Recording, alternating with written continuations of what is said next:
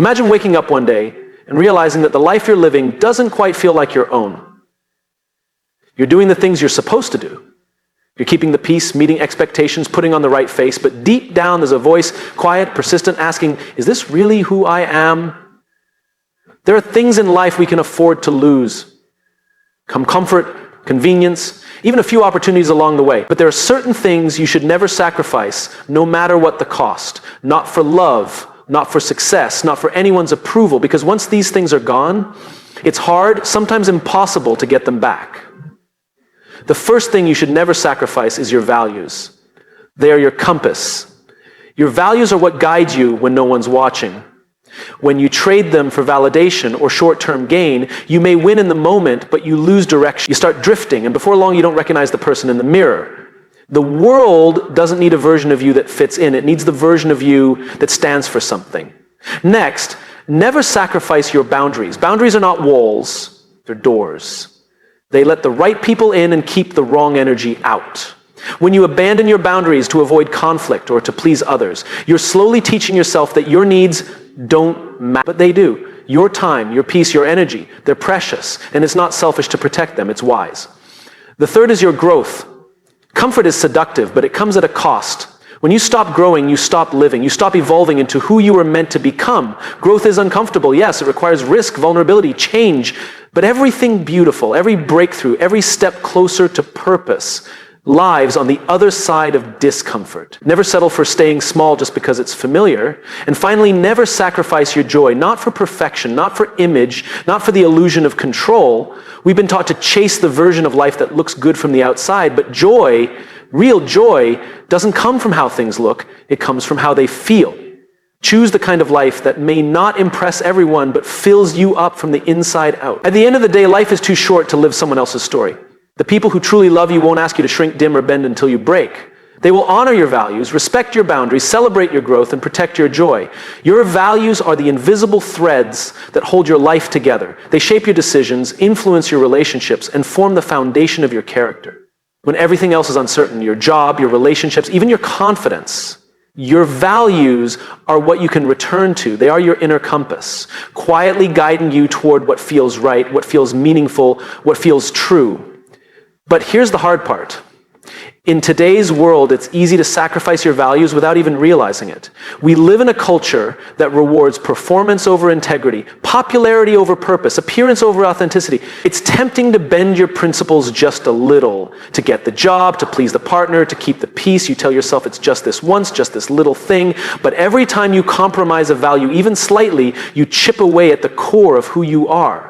Over time, those small sacrifices become a habit. And one day you wake up and wonder why you feel disconnected from your own life. The truth is, when you give up your values for temporary validation, you never truly win. Sure, you may gain approval, you might get the role, the applause, or the relationship, but the cost is steep, because now instead of being loved or respected for who you are, you're being rewarded for who you pretended to be. And that's a fragile, exhausting way to live. You become trapped in a version of yourself that was never meant to last. Living by your values doesn't mean you'll always take the easiest path. In fact, it often means choosing the harder road. It means saying no when everyone expects a yes. It means standing up when it would be easier to stay silent. It means risking being misunderstood, overlooked, or even rejected. But here's what it also means. It means you'll sleep at night knowing you stayed true. It means your confidence isn't borrowed from someone else's opinion. It's rooted in who you are. Living your values brings clarity. It makes decision-making easier, not harder. When you know what you stand for, you also know what you won't stand for. You stop second-guessing every move because you have a foundation to return to. You stop tolerating environments that don't align with who you are. You stop letting people treat you in ways that betray your worth. And here's the most beautiful part. When you live your truth, you attract people who recognize it. You begin to build a life filled with relationships and opportunities that match your integrity. These are the connections that last.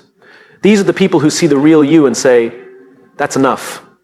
That's who I want around. Not because you're perfect, but because you're honest, because you're grounded, because you have something real to offer.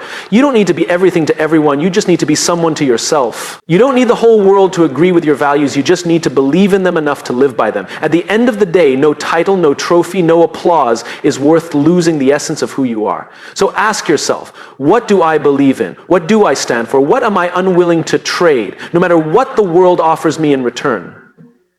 Your answers to those questions are not just part of your life, they are the key to a life that actually feels like yours. And when you lead with your values, you don't just change your own life. You give others permission to live with the same courage. Boundaries are not about shutting people out. They're about letting the right people in. They are the lines you draw to protect your peace, your energy, your priorities, and your identity. When you have clear boundaries, you're not being difficult, distant, or dramatic. You're being honest about what you need to stay well. And that's not selfish. It's one of the deepest forms of self-respect. Too often, people feel guilty for setting boundaries. We're taught to be agreeable, accommodating, and easy to be around. We confuse being kind with being available all the time. But kindness without limits becomes burnout. Generosity without boundaries becomes resentment. The truth is, you can't keep giving to others if you're constantly abandoning yourself. You cannot pour from a cup that's always empty. When you don't set boundaries, you end up saying yes to things you don't really want to do. You show up in places that drain you. You engage in conversations that leave you feeling smaller. And slowly, you start losing yourself in the effort to be everything for everyone. Your time no longer feels like your own. Your energy is scattered. And worst of all, you start feeling like your needs are less important than everyone else's. But something powerful happens when you begin to enforce boundaries. You take your power back. You start showing up with intention, not obligation. You say yes because you want to, not because you're afraid of what will happen if you don't.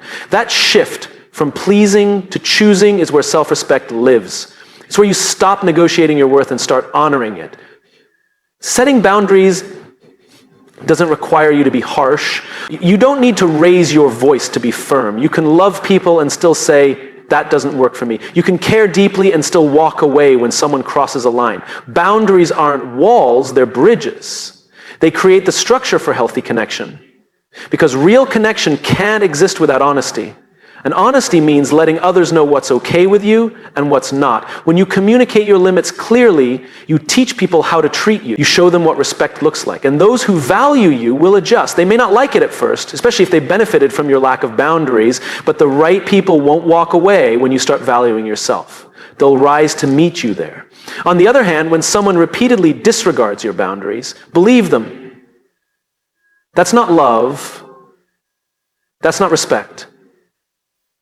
That's control. And it's not your job to convince someone to care. It's your job to care for yourself enough to walk away when the environment is no longer safe for your growth. Boundaries also give you clarity. When you're not overcommitted or overstimulated, you have space to think, to feel, to rest, to create. You begin to build a life that feels intentional, not reactive. A life where your time reflects your values, where your calendar matches your priorities, and where your relationships are built on mutual respect, not obligation or guilt. Respecting yourself enough to set boundaries is one of the most transformative things you can do. It shifts your relationships. It shifts your mindset. It shifts your sense of self-worth. Because every time you say, I matter too, you reinforce the truth that you are not here to be everything for everyone. You are here to be yourself fully, unapologetically, and with a deep understanding that protecting your peace is not a luxury. It's a necessity. Growth isn't just something we do when we have time. It's not a luxury or an optional pursuit reserved for certain seasons of life. Growth is necessary. It's the process of becoming, not perfect, but whole. It's how we evolve, how we stretch, how we uncover our potential and step into who we're truly meant to be. And when we treat growth as optional, we risk staying stuck in places we've outgrown, surrounded by people and patterns that no longer serve us. The truth is, growth often begins in discomfort. It starts with the realization, this isn't enough, I want more. I was made for more. That can be terrifying because growth demands that we change, and change threatens what feels safe. But safety and fulfillment don't always live in the same space. In fact, many times, staying comfortable comes at the cost of becoming fully alive. We all reach points where life invites us to level up, to shed outdated beliefs, let go of what's familiar, and move into a new version of ourselves. And when we ignore those invitations, when we resist that pull, we don't just pause our progress, we slowly disconnect from purpose. We start repeating the same days, the same mistakes, the same thoughts, hoping for a different result. That's not peace. That's stagnation. Growth is not about hustle or constant self-improvement for the sake of achievement. It's deeper than that. It's about alignment. It's about peeling back the layers that don't belong to us, the expectations, the roles, the masks, and returning to who we really are. Sometimes growth looks like learning something new, building a skill, or chasing a dream. Other times it looks like healing, like letting go, like setting boundaries or speaking up for the first time. And yes, growth is uncomfortable. It requires effort. It takes time. But what's the alternative? Settling? Shrinking? Pretending you're okay with less than you deserve? Growth may cost you familiarity, but staying stagnant will cost you far more. Your joy, your confidence, your purpose. The pain of growth is temporary, but the regret of not growing can last a lifetime. There will always be reasons to delay it. You're too busy, too tired, the timing isn't right. But if you're waiting for the perfect moment to grow, you'll be waiting forever. Growth doesn't wait for convenience. It shows up disguised as challenges, changes, even failures. And those are the moments where we decide, will I rise or will I retreat? Choosing to grow doesn't mean you're unhappy with who you are. It means you believe in who you can become. It means you see your potential as something worth fighting for. That doesn't make you ungrateful. It makes you brave. And it makes your life a reflection of your courage instead of your fears. People may not always understand your growth. As you evolve, some relationships will shift. Some environments will no longer fit. That's okay. Not everyone is meant to walk every step of your journey, but you owe it to yourself to keep going, to keep becoming, to keep reaching for the version of you that feels honest, whole, and aligned. Growth should never be optional because your purpose is not optional. Your calling is not optional. The life you were meant to live, the one filled with meaning, impact, and peace, only becomes possible when you choose to grow into it. So don't wait. Don't apologize, and don't let fear convince you to play small. You weren't made to stay the same. You were made to evolve. You were made to rise. We live in a world where image is everything, where likes, filters, and carefully crafted captions often carry more weight than real emotions, real connection, and real fulfillment. It's easy to fall into the trap of chasing appearances, building a life that looks good on the outside while quietly falling apart on the inside. But no matter how perfect your life might seem to others, if it costs you your joy, it's not worth it. Joy is not loud. It doesn't need an audience. It's found in the small, honest, beautiful moments, the kind that rarely make it to a highlight reel. It's the laughter that sneaks up on you when you're not trying to impress anyone. It's the peace you feel when you're alone, but not lonely. It's the sense of alignment when your actions match your values and your life feels like it's truly yours. When you sacrifice joy for image, you trade something real for something fragile. Because image is only as strong as the approval of the people watching. It constantly shifts. What's right today might be forgotten tomorrow. When you base your choices on how they'll be perceived rather than how they make you feel, you end up living for an audience that's never fully satisfied. You end up performing instead of living, and that performance is exhausting. True joy doesn't require validation. It comes from living in a way that's honest, meaningful, and aligned with who you are. It shows up when you say no to things that drain you, even when others don't understand. It grows when you stop chasing someone else's version of success and define what it means for yourself. Joy is not a product of perfection. It's a result of presence. You don't find it by curating the perfect life. You find it by living the honest one.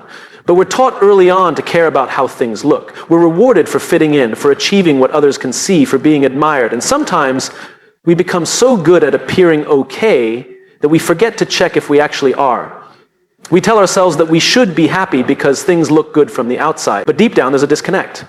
Because no amount of outside success can fill an inner void. That's why choosing joy requires courage. It means redefining what matters. It means asking yourself hard questions. Am I living this way because it feels right or because it looks right? Am I doing this for me or to prove something to someone else? When you start answering those questions honestly, things change. You might walk away from things that once felt important. You might let go of roles that earn you praise but cost you peace. You might disappoint others, but you'll stop disappointing yourself. When you choose joy over image, you start building a life that doesn't just look good, but feels good. A life where you're not constantly performing, but genuinely participating.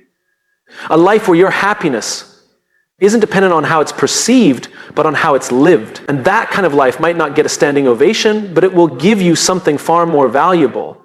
Freedom, Freedom to be messy, to be human, to be enough without needing to prove it, because joy doesn't come from being impressive, it comes from being real. And when you finally stop chasing image, you'll realize joy was never far away. It was just waiting for you to come home to yourself. There is a quiet kind of pain that comes from constantly making yourself smaller so others can feel more comfortable. It doesn't happen all at once. It begins with little compromises, laughing off things that hurt, silencing your voice in conversations that matter, pretending to be less passionate, less driven, less you. You convince yourself it's harmless, that it keeps the peace, that maybe being fully seen is too much to ask for. But over time, that shrinking starts to wear on you. And one day, you realize you've become a version of yourself that fits someone else's comfort, not your truth. The right people won't ask you to do that. They won't be intimidated by your strength or your ambition. They won't ask you to dim your light so theirs can shine. The right people see your fullness and say, more of that, please. Because when someone truly values you, they don't want a watered-down version. They want your whole self. Your ideas, your fire, your joy, your boundaries. Too often we fall into the trap of thinking we have to earn love by becoming more agreeable, more passive, more palatable. But love, real love, doesn't require performance. It doesn't thrive in spaces where we have to suppress who we are to be accepted. The right relationships are ones where you feel safe being loud and quiet, strong and soft, certain and still growing. You're not punished for being human, you're embraced for it. There's a difference between growing and shrinking. Growth challenges you to evolve for the sake of your own becoming. Shrinking pressures you to conform for the comfort of someone else. One expands you, the other erodes you. And the people you surround yourself with will either support your growth or make you question it. If someone makes you feel like your dreams are too big, your feelings are too much, or your standards are too high, it's not a reflection of your flaws. It's a reflection of their limitations. The right people won't be threatened by your greatness. They'll stand beside it, they'll cheer for it, and they'll hold space for you to keep becoming without guilt or shame. That doesn't mean relationships are always easy. Even the healthiest connections will require communication, effort, and compromise. But there's a difference between growing together and one person consistently shrinking to maintain the connection. Relationships should never feel like cages. They should feel like spaces that allow both people to stand tall, to take up space, to thrive in their own way. When you find the people who let you be you, you feel it immediately. There's a deep exhale that happens when you realize you don't have to perform anymore. You don't have to overthink every word, every choice, every part of yourself. You can show up fully, flaws, fire, and all, and know that you are still worthy of love and respect. And sometimes finding the right people means walking away from the wrong ones. That's hard. But holding on to relationships that ask you to shrink is even harder because they slowly strip you of your identity. You weren't made to fit in someone else's mold. You were made to stand in your truth. You don't need everyone to understand your journey. You just need a few people who will walk beside you while you live it. People who remind you that your voice matters, that your presence is powerful, that your fullness is not only welcome, it's necessary. The right people won't ask you to shrink, they'll ask you to rise, and they'll rise with you. She builds in silence and lets her results make the noise. She's not interested in putting on a show. While others post, perform, and project, she's doing the quiet work most people avoid. There's no need for her to announce every step, every plan, every goal. She's not chasing attention, she's chasing alignment. She understands that greatness is built behind the scenes, not in front of an audience. She knows that silence isn't empty, it's full of focus, full of strategy, full of growth. That's where she's most dangerous, not in the spotlight, but in the stillness. That's where she designs her vision, disciplines her habits, and refines her thinking. Most people don't see the early mornings, the late nights, the sacrifices. They don't see the books she reads, the boundaries she holds, or the tears she sheds in private. They see the outcome and call it luck. But she knows it wasn't luck. It was labor. Quiet, consistent, often unnoticed labor. She's not avoiding the spotlight, she just knows that chasing it too soon can cost you your foundation. She's busy laying bricks, not broadcasting blueprints, because when the time comes, her work will speak for itself. Her results will be undeniable, her growth will be obvious. And the noise? It will come not from her voice, but from her victory. She doesn't overshare because she doesn't need to prove anything. She's secure in her process. She's not interested in convincing people to believe in her. She believes in herself. And that belief fuels her in ways that applause never could. Building in silence has taught her patience. It's taught her resilience. It's taught her how to stay grounded even when things get messy. She's learned that some seasons require isolation. Some breakthroughs demand privacy. Not everyone can understand your path, and not everyone needs access to it. She protects her vision like it's sacred, because it is. She doesn't invite every voice into her process. She doesn't hand out front row seats to people who've only come to watch, not support. She moves with discernment. She shares with intention. She speaks when it matters. And because of that, she's built something real, something lasting, not just success, but substance. Not just wins, but wisdom. She's not interested in flash. She's committed to foundation. The world is noisy, loud with opinions, crowded with competition, but she rises above it all, not by shouting louder, but by staying focused. Her quiet consistency becomes her loudest statement. She doesn't have to talk about how hard she works. You'll see it in the way she walks, and the life she lives, and the energy she brings. And when the results come, and they always do, she doesn't say, "I told you so." She simply smiles, knowing that silence was never weakness. It was strategy. It was discipline. It was power under control. This is the strength of a woman who trusts her process, who refuses to rush her growth, who knows that anything worth building takes time, and anything rushed rarely lasts.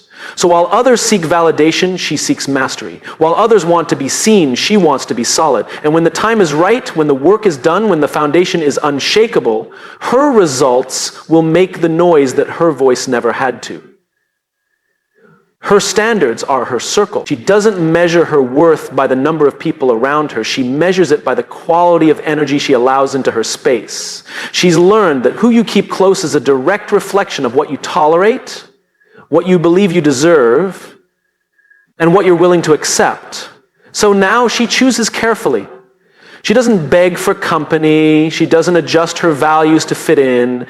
She doesn't bend her boundaries just to keep the peace. She's not afraid of being the only one at her table, because if the only other option is compromising her standards, she'll sit alone with peace, with purpose, with self-respect. You see, she used to try to make everyone comfortable. She would shrink to make others feel bigger. She would silence herself to avoid conflict. But that version of her didn't know the power of self-worth. That version of her was hungry for belonging at any cost. Now, she knows better. She knows that her standards are not too high. They're just too real for people who want access without accountability. She's not interested in half-effort, one-sided, drama-filled relationships. If someone wants a place in her life, they have to bring more than charm. They have to bring character. Her circle isn't defined by history. It's defined by alignment. Just because someone's been around doesn't mean they get to stay. She understands that loyalty without growth isn't loyalty, it's stagnation. And she refuses to be surrounded by people who keep her stuck. If you're in her circle, it's because you're honest, not perfect. It's because you respect her boundaries, not just her time. It's because you match her energy, not drain it. She's not looking for fans. She's not looking for followers. She's looking for real ones. People who challenge her to rise. People who show up with consistency, not just when it's convenient. And yes, that means her circle is small, on purpose. She doesn't entertain everyone because not everyone has earned the right to access her space, her heart, or her mind. She knows that being selective is not being mean, it's being wise. This standard extends beyond friendships. It shows up in how she dates, how she works, how she communicates. She doesn't entertain anyone who doesn't respect her values. She doesn't do surface level, she's all in or she's out. There's no middle ground when it comes to what she deserves. Her life, her peace, her vision. They're too important to be handed over to people who don't understand the weight of what she's building. She's building a life that reflects her truth, a life that makes her proud. And to do that, she can't be surrounded by energy that's out of sync with who she's becoming. Some people call her guarded. Others say she's picky. But the truth is, she's just awake. Awake to the fact that not everyone clapping is cheering.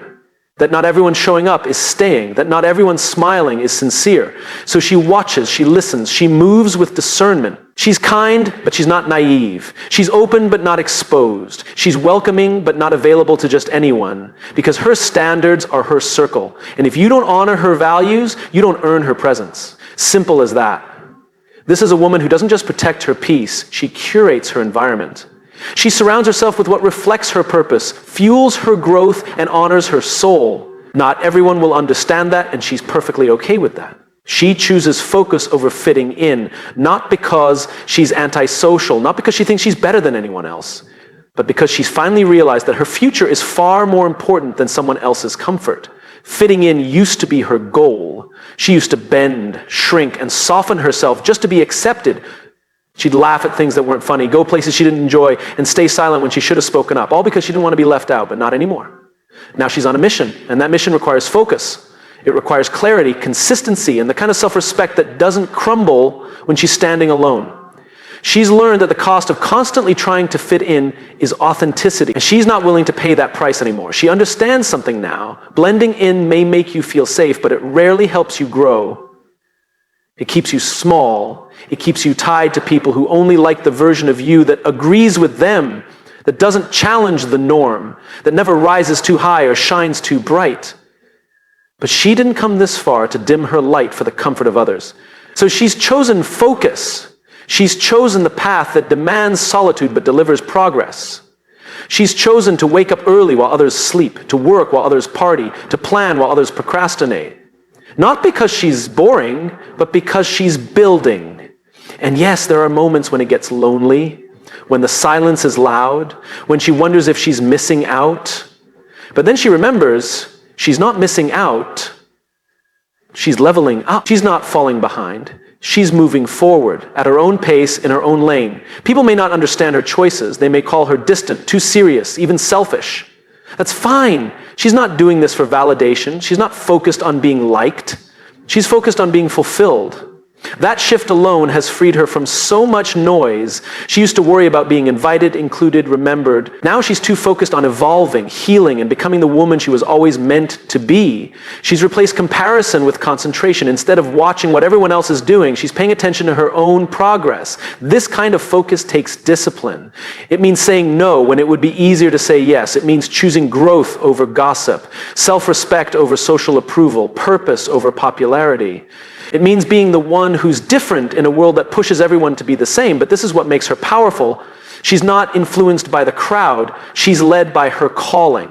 And that calling has taught her that alignment matters more than acceptance. That the right people, the ones who truly get her, won't need her to change just to feel close. She's chosen to build a life that reflects who she really is, not who the world wants her to be. And that choice has made her unstoppable. Because when you stop needing to fit in, you become free to stand out. Now her focus is her filter. If it doesn't align with her purpose, it doesn't get her time. If it drains her energy, it doesn't get her attention. If it pulls her away from what matters, it simply doesn't belong. She's not interested in being everywhere or pleasing everyone. She's interested in being aligned, being grounded, and being intentional. That's why she's not easily distracted. That's why she's not always available. That's why she's different. Because she's not here to fit in, she's here to rise. And that takes focus.